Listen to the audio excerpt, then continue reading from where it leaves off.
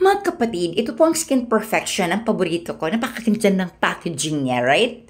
Ayan, labas ko yung mga laman. Kojic soap po. Yes, made from the finest papaya. At ang ganda niya. Yeah.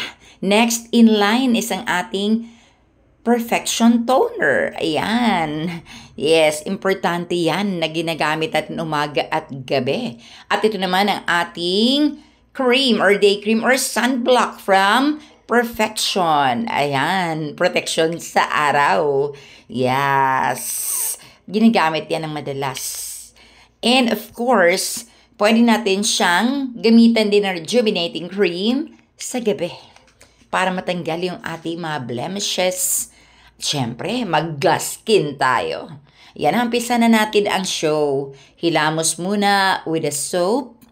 Hilamos lang. Ayusin na natin pag hilamos, syempre. Hindi tipirin ang sabon. Ayan. Especially kung bago ka palang gumamit. Ayan, kuskus.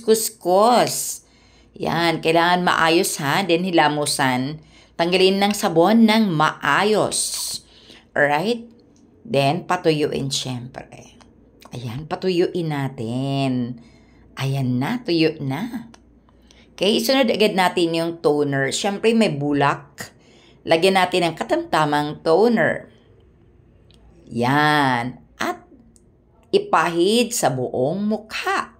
Syempre, pag sinabing buong mukha ha, hindi pwedeng sa isang side lang. Yan, lahat po kailangan mapahira ng maigi. Right? Nus-nus mo mabuti pag marami kang blemishes at hindi ka naman sensitive skin. Pero pag sensitive, dandahan. Sa araw, ayan na, ilagay na natin yung ating day cream or sunblock. Konti lang. Ayan, ganyan kaliit. Tingnan nyo yung consistency. Ayan. So, lagay na natin. At magmumukha ka nitong napakagandang diwata. Alright, lagay. Siyempre, buong mukha. Lalo na sa noo, expose yan sa sunlight. Yan, at maglagay paulit-ulit every 3 to 4 hours para sigurado talaga na protected ka sa mainit na araw. Ayan. Yan, ready to go na tayo. But of course, pag uwi ng bahay sa gabi, ulitin na natin yung ginagawa natin kanina. Tuyad ng paghilamos, lahat-lahat.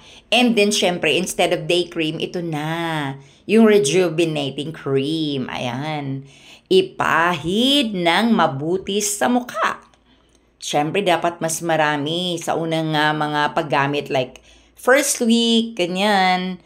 Kasi nagpapag-glass skin pa tayo. At marami pang mga tigidig yung ibang mukha dyan. Hindi naman lahat ng mukha may tigidig. Alright? So, yan na. Ayos ang buto-buto. Ayan, tingnan mo kinabukasan, maghilamos ka na naman ulit. Siyempre, sa araw, huwag kalimutan day cream. Sa gabi, rejuve. Pero, ang process, pareho lang. Sabon, toner, sa araw, day cream or sunblock. And then, sabon, toner, and then rejuve sa gabi. Right? Ang ganda ko na, no?